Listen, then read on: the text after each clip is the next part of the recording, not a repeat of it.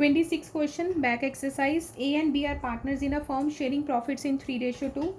They maintain fluctuating capital account and balance of the same amounted to rupees. As on 31st March 2020 amounted to rupees 1,60,000 and 1,40,000 respectively. Their drawings during the year were, तो ये आपके closing capital है. Add drawings 30,000 each. यहाँ पर थोड़ी date की misprint है, इन्होंने 2020 जरूर लिखा है पर ये 2021 है, ठीक है, क्योंकि इन्होंने पिछले साल का क्वेश्चन कॉपी करा है तो आपने उसको डेट चेंज कर लेनी है. तो ये क्लोजिंग कैपिटल ही है, ठीक है. तो आपने ओपनिंग कैपिटल पर जाना है और फिर इसमें से प्रॉफिट माइनस करना है. लेकिन प्रॉफिट माइनस करने के लिए आपको वर्किंग नोट बनाना पड़ेगा. तो वर्किंग नोट क्या बनेगा आपका? टोटल कैपिटल 1,60,000 प्लस 1,40,000 प्लस दोनों की ड्राइंग्स 30,000 एंड 30,000. तो ये करके आपका आ जाएगा 1,60,000 प्लस 1,40,000 प्लस 30,000 प्लस 30,000, 3,60,000. अब इसमें से आपने प्रॉफिट माइनस करना है. तो प्रॉफिट आपका है 90,000.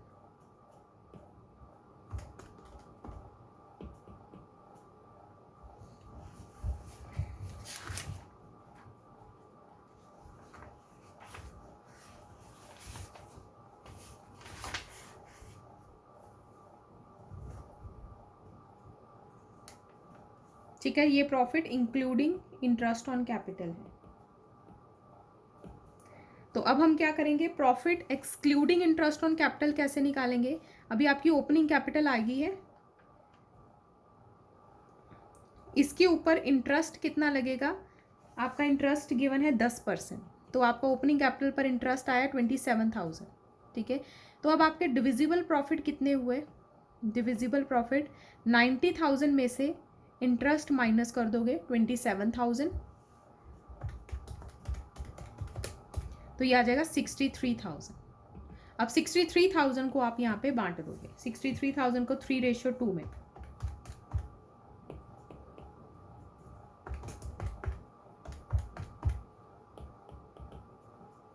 25200, ठीक है. तो इसको बांट दिया. अब हमारा आ जाएगा ओपनिंग कैपिटल, लेकिन opening capital again including interest आएगा.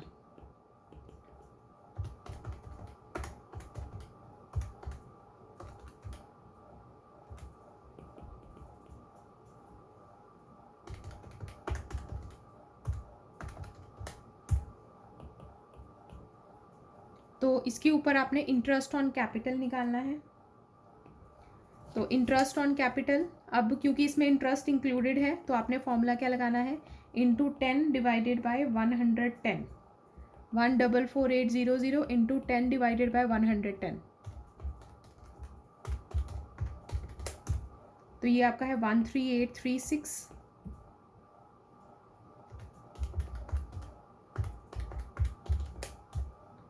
One 3,164 and then opening capital. अब इंटरेस्ट ऑन कैपिटल भी माइनस कर देना है. तो ओपनिंग कैपिटल आपकी आ जाएगी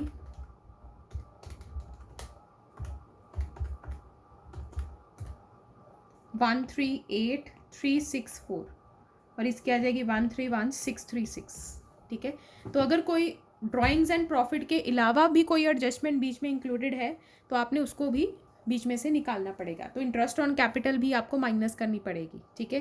तो इंटरेस्ट ऑन कैपिटल क्योंकि ऑलरेडी उसमें इंक्लूडेड थी तो इसके लिए आपको थोड़ा सा जो है वर्किंग नोट बना के उसको करना पड़ेगा. वैसे तो मेरे हिसाब से this is not an expected question in exam, least जो है वो एक्सपेक्टेड क्वेश्चन है, ऐसा क्वेश्चन नहीं पूछा जाता. Any other question? मैंने आपको दिए थे टिल 54 तक क्वेश्चन दिए थे. किसी को कोई डाउट? 54 तक. Excuse me ma'am. हाँ जी मानसी. मैम इलस्ट्रेशन 35 पे प्रॉब्लम था. Illustration 35, okay. हाँ जी पूछो. मैम जैसे इन्होंने फोर्थ लाइन में कहा है कि जो हमारा प्रॉफिट था 7,55,000 है, बट उन्होंने 2 लाख हमारा वो मतलब कि उन्होंने ट्रांसफर कर दिया जनरल रिजर्व में, बट एप्रोप्रिएशन अकाउंट में वो पूरी अमाउंट दिखा रहे हैं। हाँ, लेकिन उन्होंने 2 साइड पे जनरल रिजर्व भी तो डाला है, 2 general reserve 2 lakh. Journal reserve minus नहीं करना था नहीं, journal reserve is an appropriation, वो P&L एप्रोप्रिएशन अकाउंट में ही आता है। Journal reserve is a part of P&L appropriation account. तो अगर कोई चीज जर्नल रिजर्व को गई है तो P&L एप्रोप्रिएशन में वो जर्नल रिजर्व शो होएगा। 2 लाख आपने उसमें से नहीं निकालना, नेट प्रॉफिट में से नहीं उसको माइनस करना। नेट प्रॉफिट उतना ही आएगा 7,55,000। उसमें से जर्नल रिजर्व को ट्रांसफर हुआ है तो आपने वो 2 साइड पे शो करना है, वो अपने आप ही माइनस हो जाएगा। फिर यहाँ से माइनस नहीं करना। Journal reserve is not a charge. अगर चार्ज होता तब हम उसको नेट प्रॉफिट में से माइनस करते हैं। Net general reserve is an appropriation. तो general reserve is a part of P&L appropriation account. हम सिर्फ 3 चीज़ें नेट प्रॉफिट से माइनस करते हैं, interest on loan, manager commission and rent to partner. तो इसलिए उन्होंने जर्नल रिजर्व को 2 साइड पे शो करा है, तो वो ऑटोमेटिकली माइनस हो जाएगा।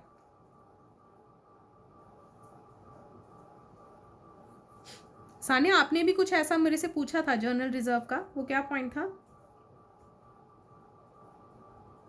मैम उसमें वो कुछ क्वेश्चन में था कि 10% डिविजिबल प्रॉफिट का हो रहा है एंड बाकी जो है वो डिस्ट्रीब्यूट हो रहा है। अच्छा, जर्नल रिजर्व नेट प्रॉफिट पर भी कैलकुलेट हो सकता है एंड डिस्ट्रीब्यूटेबल प्रॉफिट पर भी कैलकुलेट हो सकता है।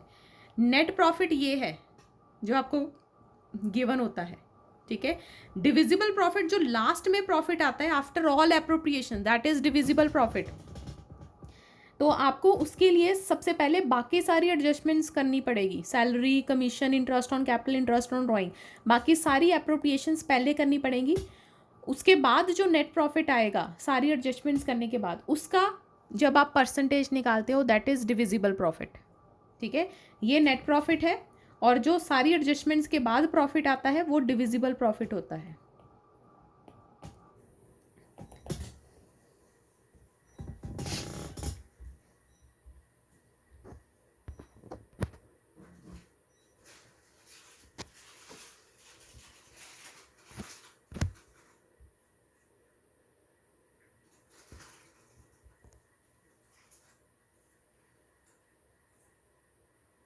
Any other doubt?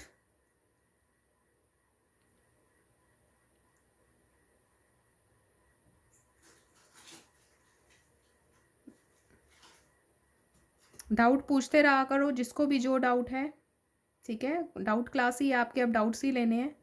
2 टॉपिक हमारे इसमें रह गए हैं, पास्ट एडजस्टमेंट्स एंड गारंटी वाला। तो उससे पहले फटाफट पूछो जो भी पूछना है अब तक जो क्वेश्चन करे हैं टिल 54।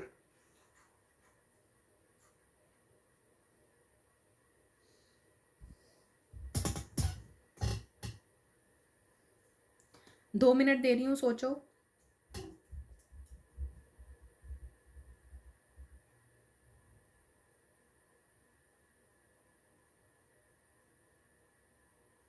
मैम हाँ जी।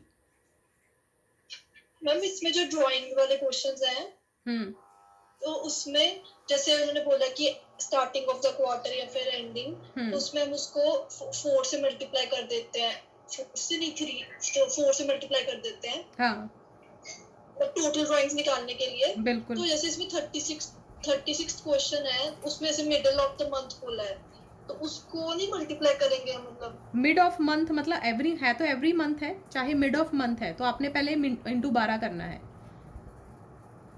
एवरी मंथ है तो इंटू 12 करना है, एवरी क्वार्टर है तो इंटू 4 करना है। तो ये तो आपने मल्टीप्लाई तो करना है। अगर आपकी हर महीने की ड्राइंग है, हर क्वार्टर की ड्राइंग है, तो आपने पहले उसको ईयरली तो कन्वर्ट करना ही करना है। चाहे बिगनिंग ऑफ एवरी मंथ है, चाहे मिड ऑफ एवरी मंथ है, चाहे एंड ऑफ एवरी मंथ है, पर मंथ तो है, हर महीना तो है, तो इंटू 12 करना है। नहीं, जैसे 36 में आई थिंक नहीं होगा multiply, 36 illustration, no question. Okay. फिर उसमें Brij and Mohan are partner, they withdrew 48,000 36,000 respectively during the year. यहाँ पे एवरी मंथ नहीं लिखा हुआ, और लिखा हुआ evenly in the middle of, मतलब आपने 48,000 को इवनली विड्रॉ करा है, मतलब इसका डिवीजन करी है. तो ये 48,000 36,000 ईयरली ही है, अब आपको कन्वर्ट करने की जरूरत नहीं है.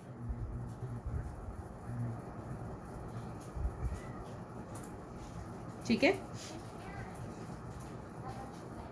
जब एवरी मंथ लिखा होता है, एवरी क्वार्टर लिखा होता है, फिर आपने उसको ईयरली में कन्वर्ट करना होता है.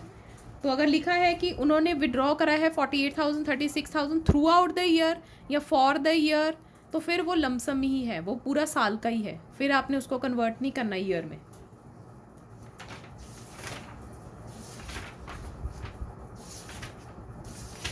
चलो अब मैं आपको नेक्स्ट करा रही हूँ आपका पास्ट एडजस्टमेंट्स.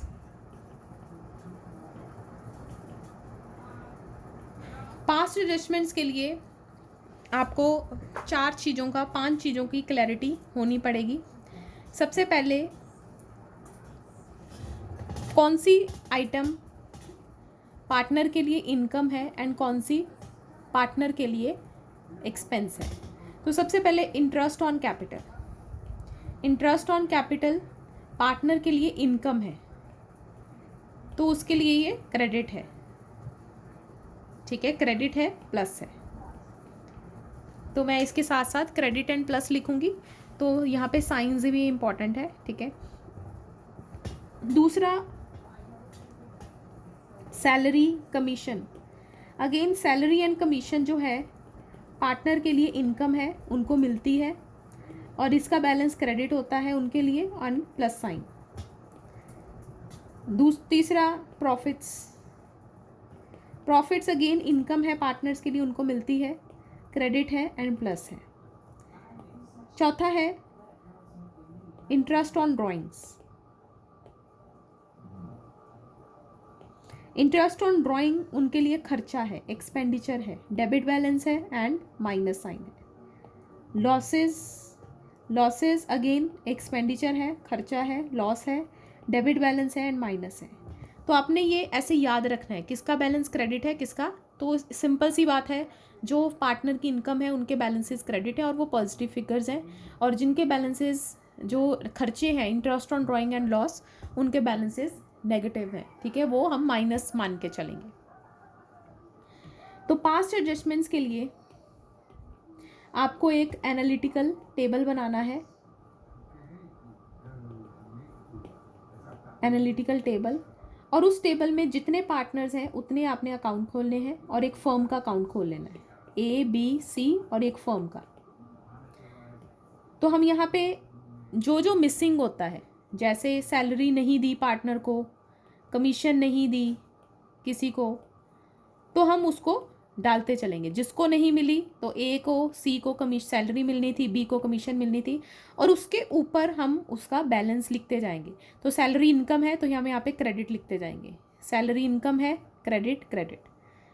और फर्म के लिए वो चीज़ उल्टा हो जाती है, तो हम साथ में फर्म का भी टोटल करते जाएंगे.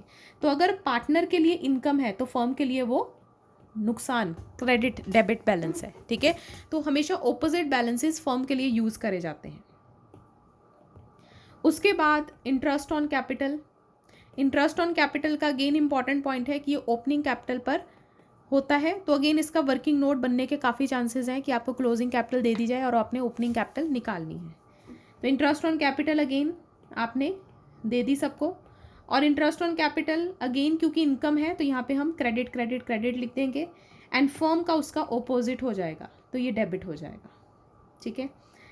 और फिर अगर कोई चीज़ गलत दी हुई है, जैसे कई बार प्रॉफिट शेयरिंग रेशो गलत बांट दी, प्रॉफिट गलत बांट दिए. ठीक है, तो इंटरेस्ट ऑन कैपिटल गलत रेशो में बांट दिया, तो हम उसको वापस ले लेंगे. ठीक है, तो प्रॉफिट्स अगर गलत डिस्ट्रीब्यूट हुए हैं, प्रॉफिट्स रॉन्गली डिस्ट्रीब्यूटेड, तो हम उसको वापस ले लेंगे. ठीक है, और अगर आपने वैसे प्रॉफिट क्रेडिट बैलेंस है, लेकिन अब क्योंकि आप उसको वापस ले रहे हो तो ये डेबिट हो जाएंगे.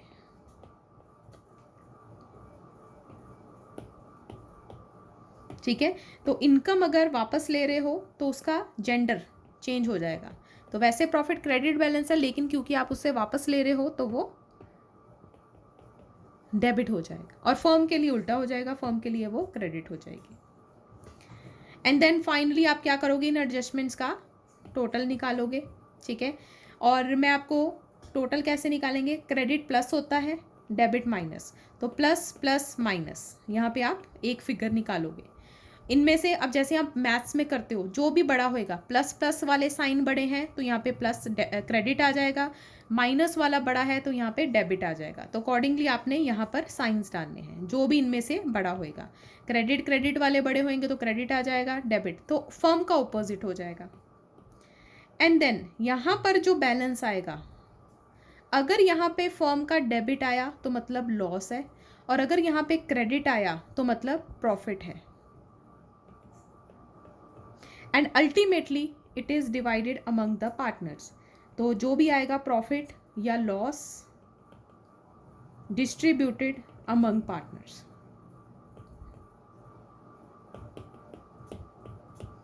जो यहाँ पे बैलेंस होएगा वही इनको ट्रांसफ़र होएगा। वहाँ फर्म का डेबिट होएगा तो यहाँ पे भी डेबिट आएगा, फर्म का क्रेडिट होएगा तो यहाँ पे भी क्रेडिट आएगा, ठीक है। Again now you will final आप अपनी वैल्यू निकालोगे नेट इफेक्ट, इन दोनों फिगर्स को कंपेयर करके, ठीक है। अगेन क्रेडिट प्लस है, डेबिट माइनस है, तो इनको कंपेयर करके आप अगेन नेट इफेक्ट निकालोगे। किसी कैपिटल के ऊपर क्रेडिट आएगा, किसी के ऊपर डेबिट आएगा। जो डेबिट आएगा वो जर्नल एंट्री में डेबिट हो जाएगा, और जिसके ऊपर क्रेडिट आएगा वो जर्नल एंट्री में क्रेडिट हो जाएगा। ये तो सिंपल मैंने आपको ओरली बताया है, अब इसको हम प्रैक्टिकली करते हैं, ठीक है।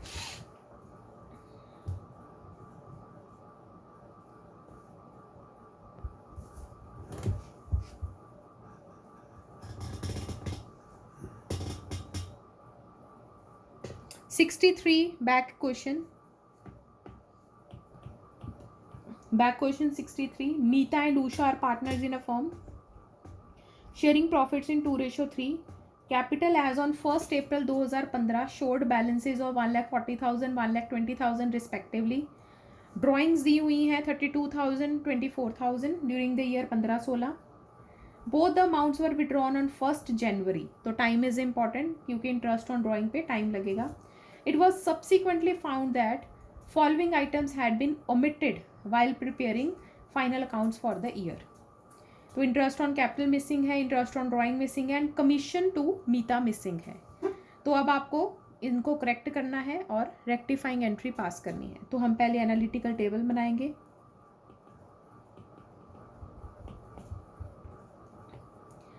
मीशा एंड उषा पार्टनर है, और तीसरा फर्म का कॉलम खुल जाएगा, मीता उषा फर्म। तो सबसे पहली एडजस्टमेंट है इंटरेस्ट ऑन कैपिटल की। तो आपने इंटरेस्ट ऑन कैपिटल में ये जरूर चेक करना है कि ओपनिंग कैपिटल होनी चाहिए। तो यस, क्योंकि 1 अप्रैल 2015 दिया हुआ है तो ये ओपनिंग कैपिटल ही है। तो 1,40,000 का 6% 8,400, एंड 1,20,000 का 6% 7,200। अब इसके ऊपर क्योंकि ये पार्टनर की इनकम है तो यहाँ पे हम लिखेंगे क्रेडिट क्रेडिट, और इसका जो बैलेंस है वो फर्म के लिए डेबिट हो जाएगा, ठीक है। फर्म के लिए ये खर्चा बन जाएगा।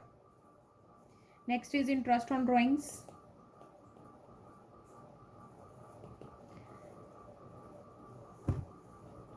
अब क्योंकि जनवरी को करी है 1 जनवरी, तो 3 मंथ्स का इंटरेस्ट लगेगा। 32,000 इंटू 6% इंटू 3 डिवाइडेड बाई 12 480।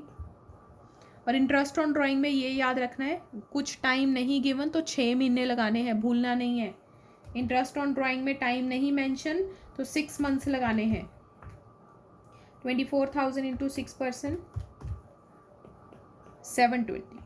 तो अब ये क्या है, डेबिट बैलेंस है क्योंकि पार्टनर के लिए खर्चा है, और फर्म के लिए ये इनकम बन जाएगी 1,200 रुपया क्रेडिट। नेक्स्ट हमारे क्या है, कमीशन की एंट्री। मीता, सिर्फ मीता को कमीशन मिलेगी 8,000 की, तो इसके लिए क्रेडिट हो जाएगी, और फर्म के लिए ये डेबिट हो जाएगा। तो बस इतनी ही एडजस्टमेंट्स थी। तो अब हम क्या करेंगे, इसका टोटल करेंगे, टोटल एडजस्टमेंट्स। क्रेडिट को मैं प्लस मान के चलूँगी, ठीक है। तो ये प्लस है, ये प्लस है और ये माइनस है। तो 8400 प्लस 8000 माइनस 480, तो मेरा आया आंसर 15920। क्योंकि प्लस वाले साइन बड़े हैं तो मैं यहाँ पे क्रेडिट लिखूँगी। और दूसरा ये प्लस है, ये माइनस है, क्रेडिट को प्लस मान के चल रही हूँ, डेबिट को माइनस। तो 7200 माइनस 720, 6480 और बैलेंस, क्योंकि क्रेडिट बड़ा है तो क्रेडिट का आ जाएगा। और फॉर्म के लिए 15600, 8000 माइनस 1200, 22400। अब क्योंकि फॉर्म के लिए डेबिट बैलेंस बड़ा है तो मैं यहाँ पे डेबिट लिखूँगी। अब ये बताएगा कि क्या प्रॉफिट है या लॉस। यहाँ पे डेबिट मतलब लॉस, क्रेडिट मतलब profit, and ultimately it is divided among the partners. तो लॉस डिस्ट्रीब्यूटेड अमंग पार्टनर्स। तो ये जो 22400 है, इसको मैं कौन सी रेशो में, 2:3 में बांट दूंगी।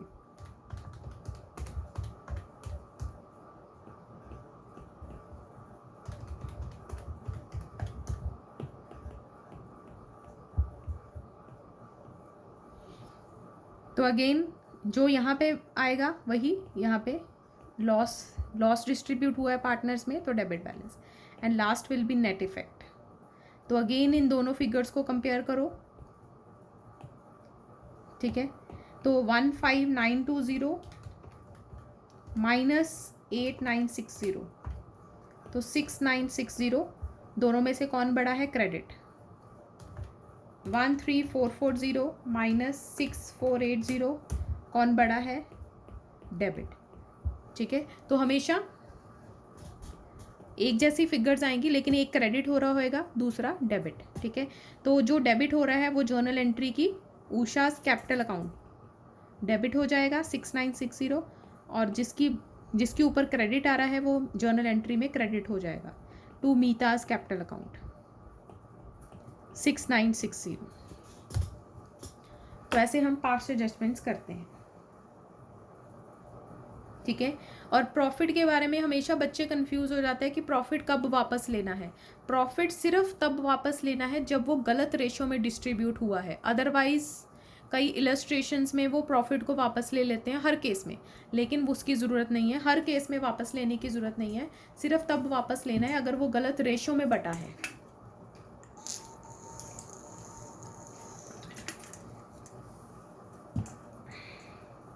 मैम, हाँ जी मैम इसमें आंसर 6816 लिखा है बुक में। अच्छा 6816, कोई कैलकुलेशन मिस्टेक तो नहीं है। 1,40,000 इंटू 6%।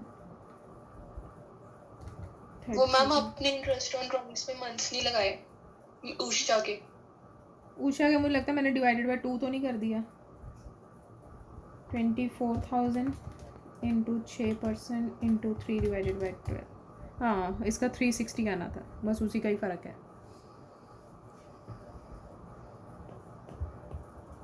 वो 6 मंथ सोचते सोचते मैंने 6 मंथ्स लगा दिया, वो 3/12 लगना था।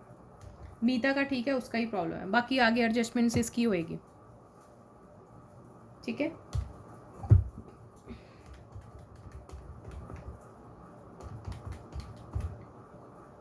मीता का ठीक है, उषा में मैंने 6 महीने लगा दिए थे, 3 मंथ्स लगने थे।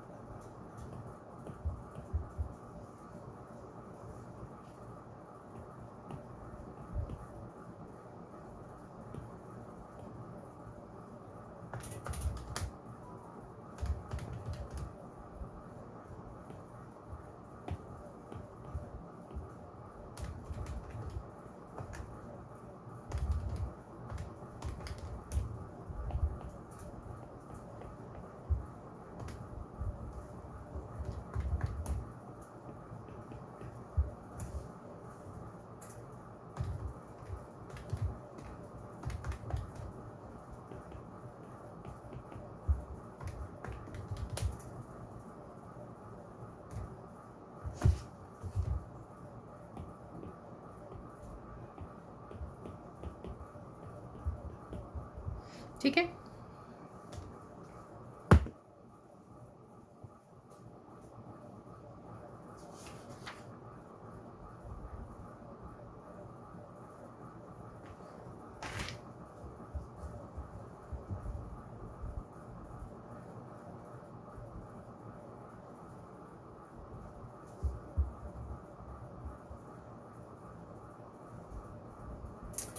देन आपका टॉपिक है गारंटी का।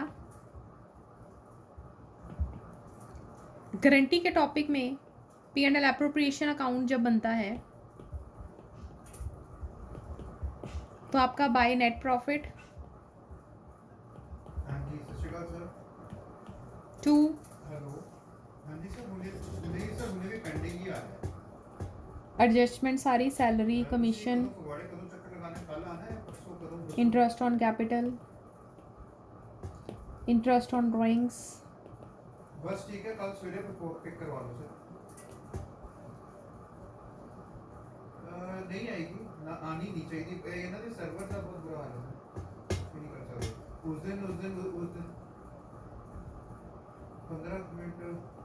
हाँ नहीं, आना चाहिए था नहीं सर, कोई चांस तो है नहीं आने का, क्योंकि उस दिन सेक्रेटरी साहब की भी 15 मिनट में करवाती थी। एक सर्वर डाउन सी ते दूजे तो करवाती थी। आज तीनों ही डाउन है सर इन्होंने सिस्टम ते वो वही 2-3 घंटे लग रहे। इधर कोई प्रॉब्लम? अच्छा अच्छा।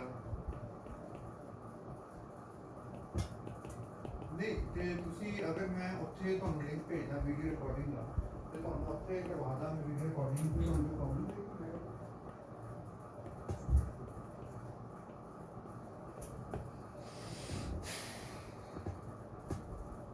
तो P&L एप्रोप्रिएशन अकाउंट में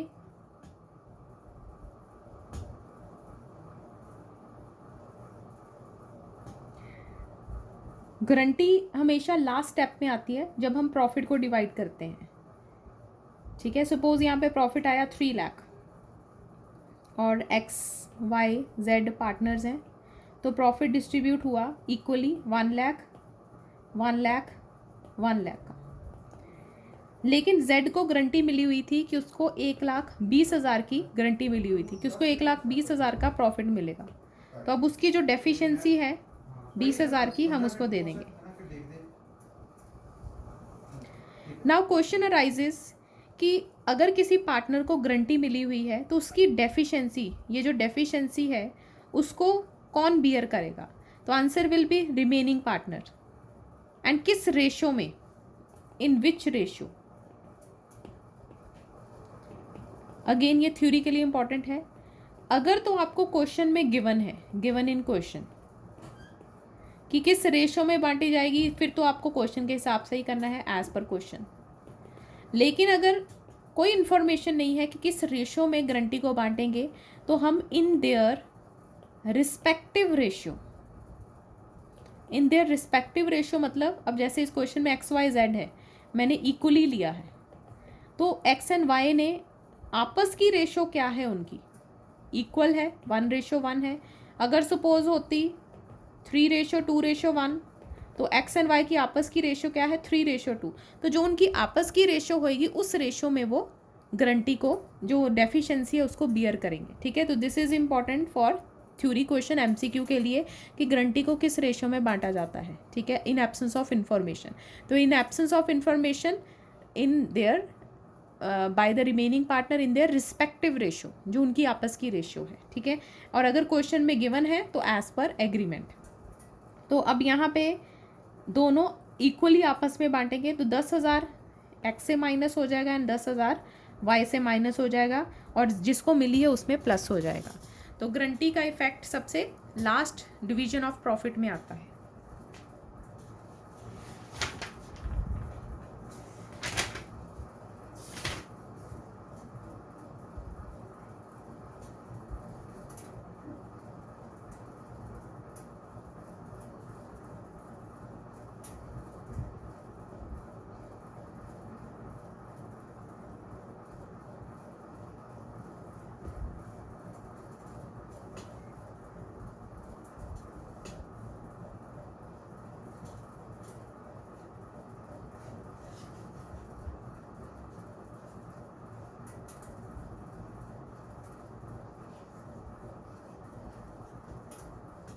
इसके क्वेश्चन देखो 78 question. XYZ entered into partnership on 1st October to share profit and losses in 4:3:3. X personally guarantee that Z's share of profit after charging interest on capital at 10% would not be less than 80,000. तो अब यहाँ पे X ने personally guarantee दी है, तो मतलब सिर्फ X ही beer करेगा डेफिशिएंसी. तो P&L एप्रोप्रिएशन अकाउंट हम पहले बनाएंगे.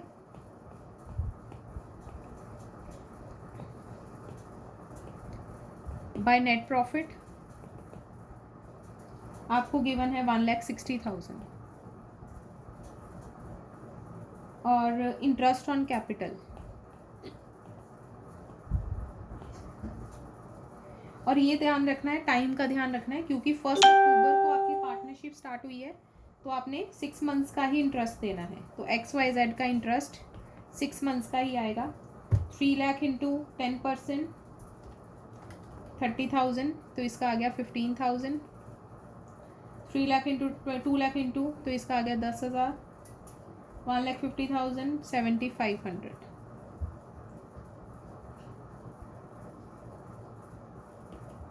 तो प्रॉफिट ट्रांसफर टू, और तो कोई एडजस्टमेंट है नहीं.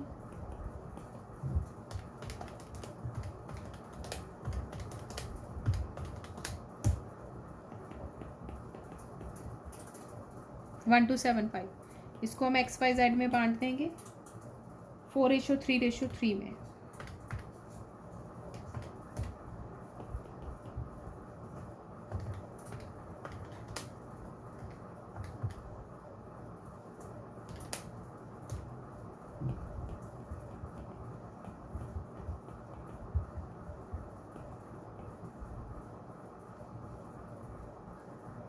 ठीक है.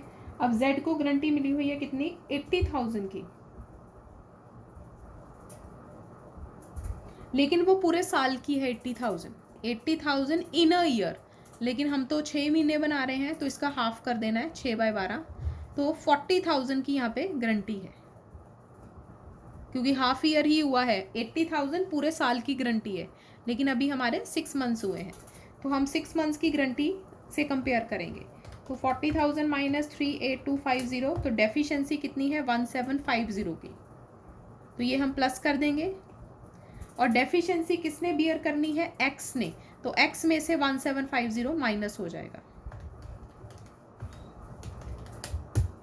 तो 49250 आएगा.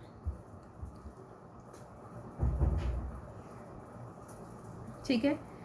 Y का सेम रहेगा, क्योंकि Y ने कुछ बियर नहीं करा, तो उसका 38250 ही आएगा. एंड Z का इंक्लूडिंग गारंटी आएगा.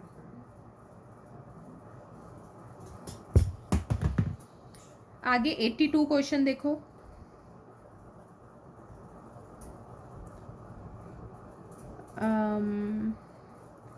मैम रॉन्ग प्रॉफिट्स को वापस करने वाले एडजस्टमेंट्स भी बता दो. रॉन्ग प्रॉफिट्स को वापस करने वाले एडजस्टमेंट्स,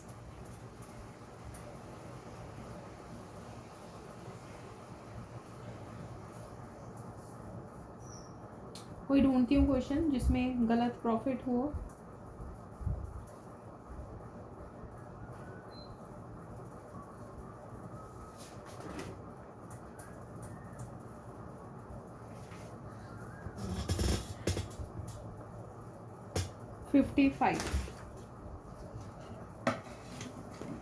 उसमें सिर्फ एक ही एडजस्टमेंट है 55 में. कोई और देखते हैं जिसमें 2-3 एडजस्टमेंट और प्रॉफिट भी गलत बांटे हो.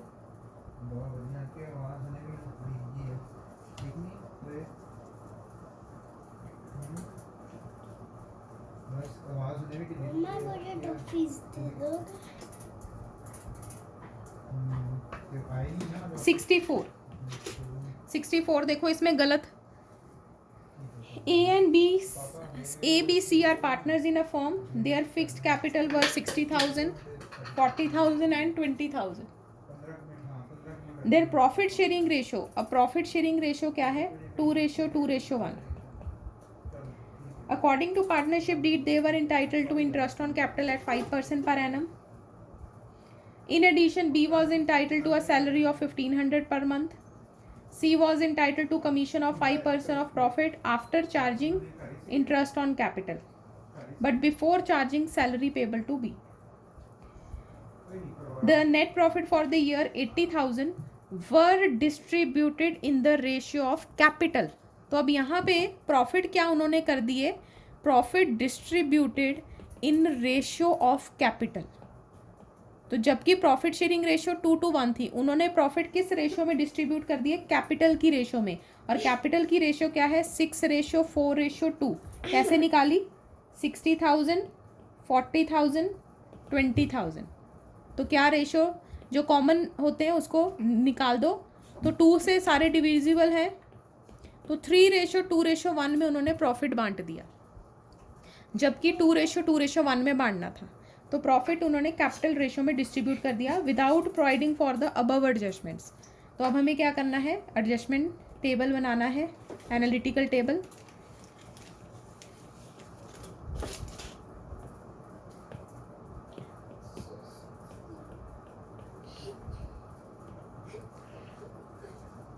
तो पहले उनको इंटरेस्ट ऑन कैपिटल देना है 5%.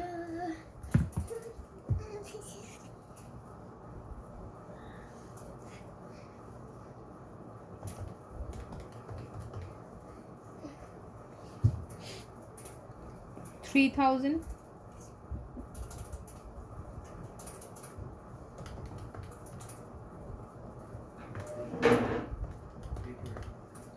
2,000. 1,000. तो इनके बैलेंसेस आपके, क्योंकि इंटरेस्ट ऑन कैपिटल इनकम है और फर्म के लिए ये खर्चा बन जाएगा. Then in addition B is entitled to draw salary. Salary 1,500 per month B की है, 18,000.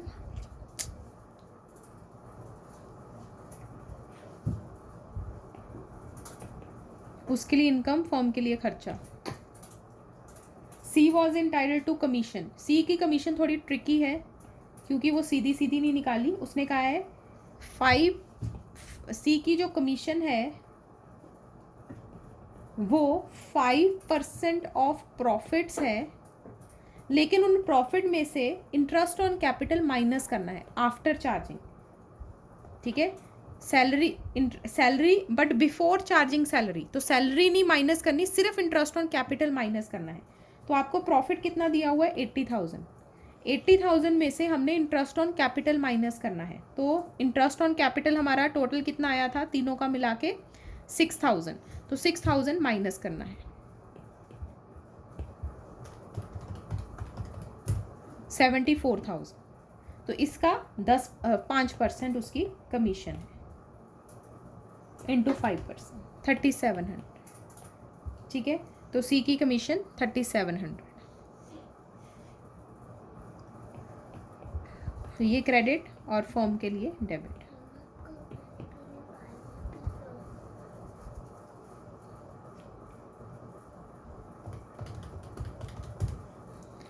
उसके बाद अब जो ये प्रॉफिट गलत डिस्ट्रीब्यूट करे हैं, profits distributed in capital ratio taken back, उनको वापस ले लेना है.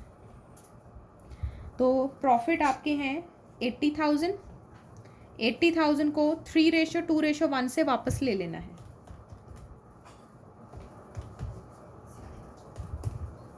$40,000. अब क्योंकि वापस लिए हैं तो प्रॉफिट डेबिट हो जाएंगे. ठीक है,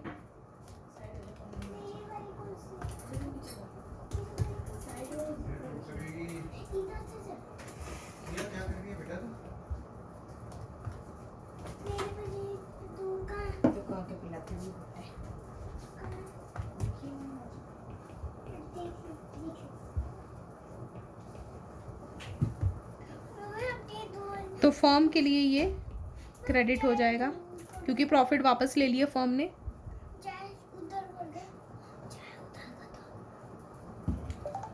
अब सारी एडजस्टमेंट्स होगी नाउ. अब हम इसका टोटल करेंगे तो ये 40,000 माइनस 3,000, 37,000. डेबिट बड़ा है, 40,000 बड़ा है तो डेबिट आ जाएगा. अब इसमें 26,667 माइनस 18,000 माइनस इसमें अगेन डेबिट बढ़ा है,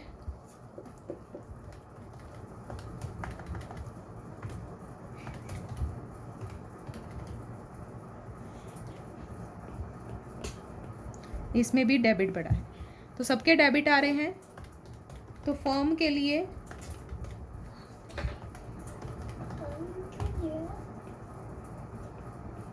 क्रेडिट हो जाएगा। क्रेडिट मतलब profit, and profit is ultimately distributed among, profit distributed among partners. और अब आपने करेक्ट रेशो में बांटने हैं 2:1 में, ठीक है। 20920 20920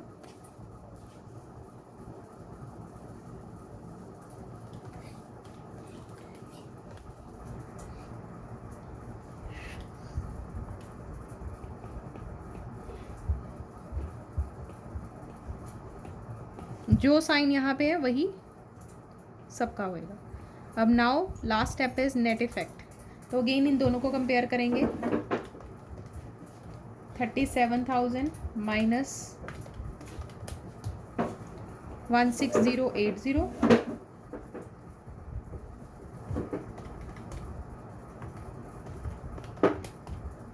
वन 4253,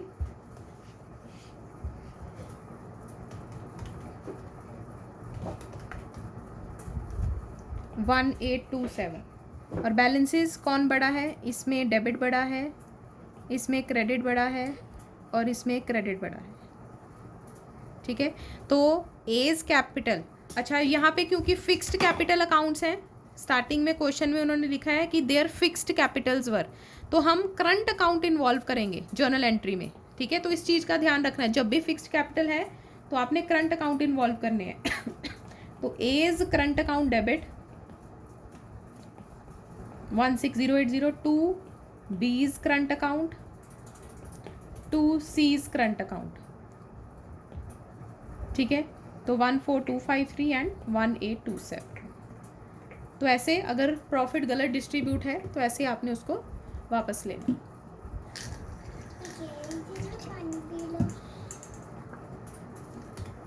ठीक है। तो अब आपने बाकी के क्वेश्चंस ख़त्म करने हैं। आपको बैक एक्सरसाइज में प्रॉब्लम आएगी 81 से लेके शायद 37, ओके। जो आपके बैक क्वेश्चंस हैं 81 से लेके या 82 से लेके, वो मैं आपको वीडियो सेंड कर दूंगी, तो वहाँ से आप उसको कर सकते हो, ठीक है, सारे क्वेश्चंस, ठीक है। क्योंकि उसमें सब में कुछ ना कुछ पॉइंट्स है, गारंटी का पॉइंट है, मैनेजर वाला पॉइंट है, तो वो मैं आपको वीडियो सेंड कर दूंगी, तो वहाँ से आप कर लेना। Last slide 37 question, okay.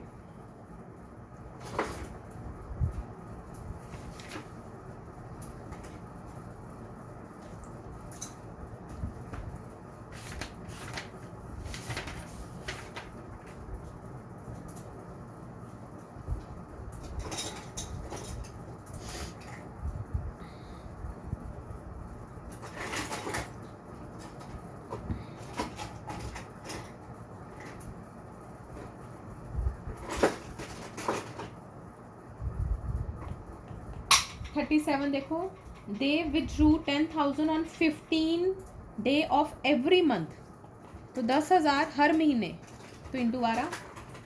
Interest on drawing was to be charge at 12%, तो इंटरेस्ट ऑन ड्राइंग, अब क्योंकि मिड ऑफ एवरी मंथ है तो 6/12 लगेगा,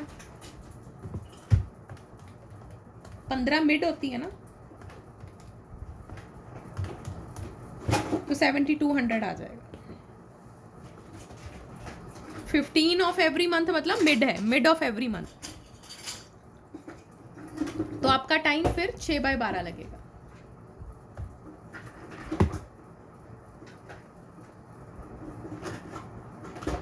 और कोई क्वेश्चन?